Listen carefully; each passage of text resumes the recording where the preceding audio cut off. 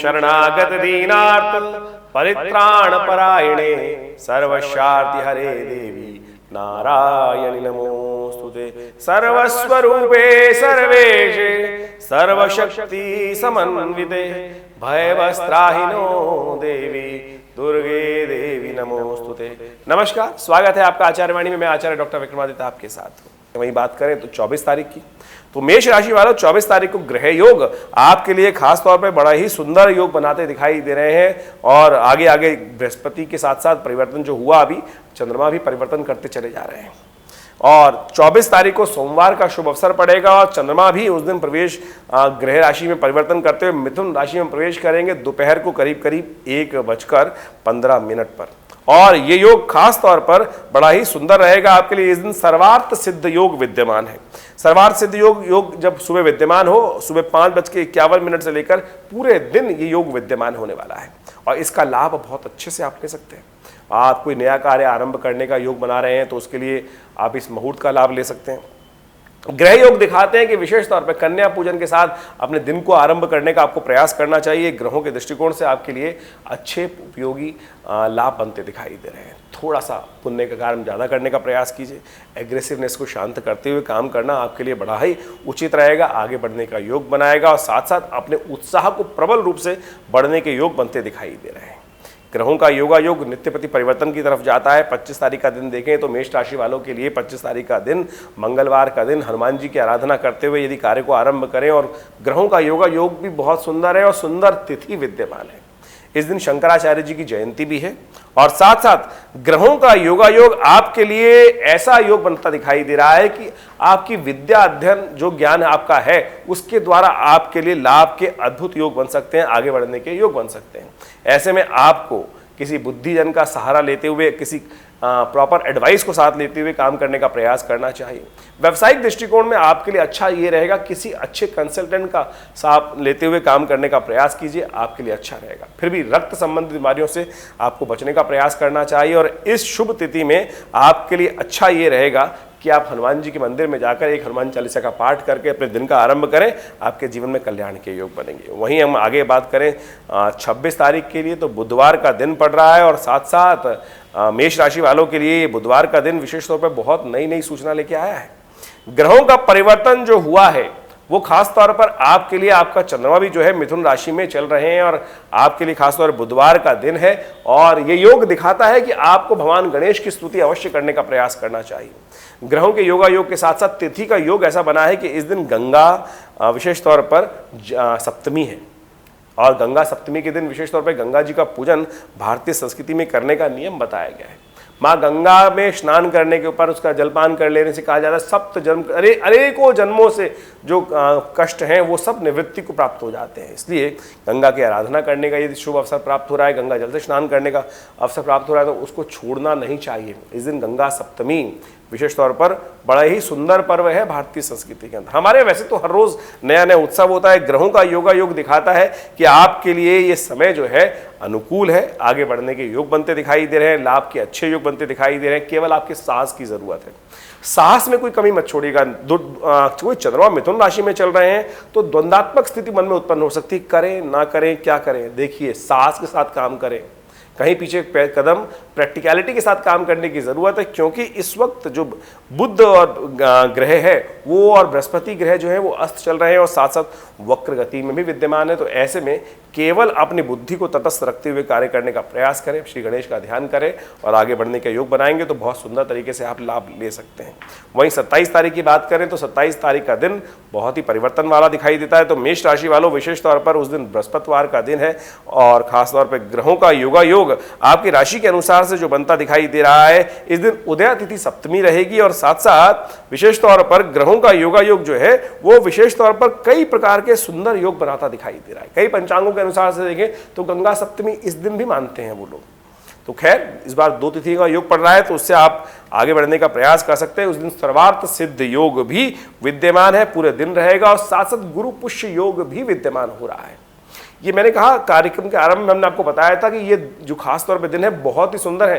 कई प्रकार के सुंदर योगों का आप लाभ ले सकते हैं और कई नए कार्यों को आरंभ करने के लिए आपके सूर्य इस वक्त विशेष तौर पे जहां चल रहे हैं, कई नए विचारों की उत्पत्ति होने के योग बना रहे हैं, कई कई नए कार्य करने का मन में आते दिखाई दे रहे हैं, क्योंकि बृहस्पति अस्त हैं केवल।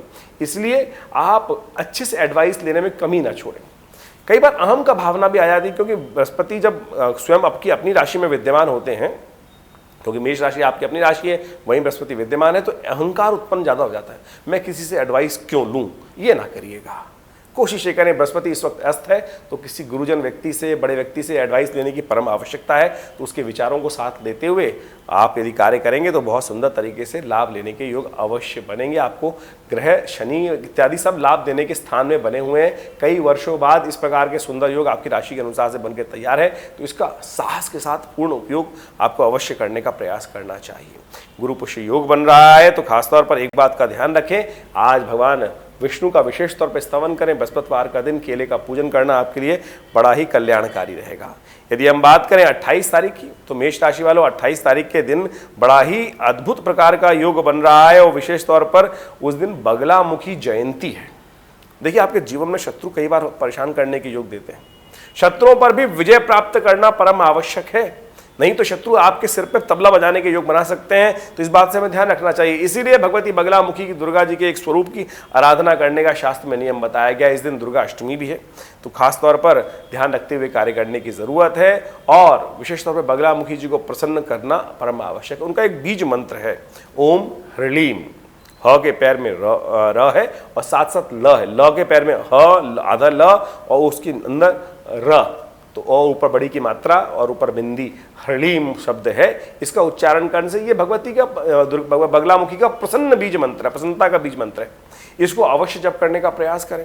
और ग्रहों का योगायोग इस दिन विशेष तौर पर दिखाता है कि आपके अनुसार से आपको आगे बढ़ने के योग बनेंगे, लेकिन खर्चे कुछ ज्यादा होने के योग दिखाई देते हैं। चंद्रमा बिल्कुल अकेले हो गए आपकी राशि के अनुसार से, तो खासतौर पे कुछ खर्चे अधिक बढ़ा सकते हैं। तो असली अपने पैसे को थोड़ा ध्यान रखते हुए कार्य करने की ज़रूरत है। यदि पैसे को बचाते हुए, ध्यान रखते हुए कार्य करेंगे तो बहुत सुंदर तरीके से आप लाभ की स्थिति बना सकते हैं, आगे बढ़ने के योग बना सकते हैं। माँ भगवती की का दिन है, दुर्गा अष्टमी है। खासतौर पर माँ भगवती के दुर्गा जी के मंदिर में जाकर हलवे का भोग लगाएं तो आपके ग्रहों के अनुसार से बहुत सुंदर योग बन सकता है, आगे बढ़ने के योग बन सकते हैं। अब हम बात करें शनिवार की, खासतौर पे 29 तारीख की, तो मेष राशि वालों इस दिन आपके ग्रहों के योगायोग के अनुसार से गजकेसरी योग बनकर विद्यमान हो जाएगा, वो बड़ा सुंदर रहेगा।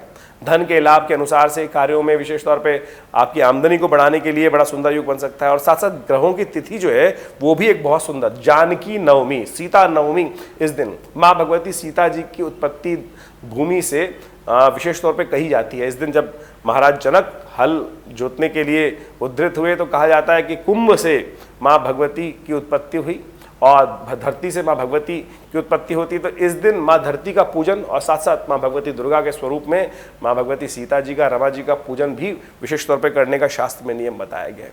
सिंह राशि में प्रवेश करेंगे जो चंद्रमा है करीब करीब 12:50 पर, और बृहस्पति के साथ गजकेसरी योग बड़ा सुंदर तरीके से विद्यमान हो जाएगा। और ये योग दिखाता है कि आपको धन लाभ होने की बड़ी सुंदर स्थिति बन सकती है। देखिए, शनिवार का दिवस है और खास तौर पर शनि को भी प्रसन्न करना परम आवश्यक है। वैसे तो शनि आपके लिए बहुत लाभ के स्थान में बैठे हुए हैं, लेकिन फिर भी शनि को मनाएं, सदा सुख पाएं, शास्त्र में कहा गया है। तो आप एक काम करें, हनुमान जी के मंदिर में जाकर जहाँ पीपल का पेड़ लगा हो वहाँ एक दिया प्रज्वलित कर दीजिए, थोड़े से तिल वहाँ उपस्थित कर दीजिए। देखिए, शनि का आशीर्वाद आपको मिलेगा, लाभ के पूर्ण योग बनने को तैयार है। केवल आपको आवश्यकता है अपने अदम्य उत्साह के साथ काम करने की। उत्साह के साथ काम करिए और आप एक बात चिंता मत कीजिएगा। कई बार हम काम करते हैं तो सब सोचते हैं सामने वाला कहीं हमारा कुछ अहित ना कर दे। तो आज के दिन और कल के दिन खासतौर पर ऐसा योग बन रहा है कि आप अपनी चाल में यदि मस्त होकर काम करेंगे तो कोई आपका अहित नहीं कर सकता। बड़ा सुंदर योग बन के तैयार होता दिखाई दे रहा है। वहीं अब रविवार की हम बात कर लेते हैं। 30 तारीख के दिन, रविवार के दिन खासतौर पर मेष राशि वालों के लिए ग्रहों का योगा योग जो है बड़ा ही सुंदर तरीके से बनता दिखाई दे रहा है। ग्रहों का योगा योग दशमी तिथि की तरफ ले जाता है और इस दिन रात्रि में बहुत ही महत्वपूर्ण परिवर्तन होने जा रहा है। बृहस्पति परिवर्तित हो चुके हैं, मेष राशि में आ चुके हैं और कल सुबह खास तौर पर बृहस्पति उदय होने जा रहे हैं। और यानी आज रात्रि का तिथि के अनुसार से देखें तो दशमी तिथि में विद्यमान है, तो उसी में बृहस्पति का परिवर्तन होगा, उदय हो जाएंगे बृहस्पति, और आपके जीवन में 1 वर्ष के लिए बड़ा सुंदर योग बना के तैयार होंगे। तो ऐसे में आपको अपने ग्रहों को समझते हुए कार्य करने की आवश्यकता है। ग्रह दिखा रहे हैं कि आपके लिए समय अनुकूल है, आगे बढ़ने की आवश्यकता है, केवल शांति के साथ। थोड़ा सा सूर्य राहु के साथ जब आपकी राशि में जो विद्यमान है और वहाँ थोड़ी सी एग्रेसिवनेस बढ़ाता है, बृहस्पति भी वहाँ विद्यमान हो गया है, तो आपको थोड़ा अहंकार उत्पन्न करने की योग देता है। तो कोशिश ये करें, भगवान सूर्य को प्रसन्न करने का प्रयास करें, नमक का दान करें और नमक का सेवन ना करें। ये सुंदर योग यदि आप करते हैं तो आपके जीवन में कल्याणकारी योग बन सकते हैं। तो ये था इन 10 दिनों के लिए कैसा रहेगा ग्रहों का योगा योग, आपके लिए क्या कुछ होने के योग हैं, इन सब को समझते हुए आप कार्य करने का प्रयास करें। और फिर भी आपकी जन्मपत्री के अनुसार से, ये तो एक सार्वभौमिक तौर पर राशियों के अनुसार से हमने आपका राशिफल बताया, इसके अलावा भी आपके अपने जीवन में क्या होने के योग हैं, तो उसके लिए आपकी अपनी जन्मपत्री बहुत महत्वपूर्ण रोल अदा करती है। तो उसके लिए आप कोशिश ये करें, हमसे निजी रूप तौर पर विवेकानंद योगाश्रम में आप आ सकते हैं, जान सकते हैं। नंबर्स आपके सामने स्क्रीन पर हैं, उन पर अपने व्हाट्सएप मैसेज को भेजिए, आपकी समस्या का निदान हम अवश्य देने का प्रयास करेंगे। धन्यवाद।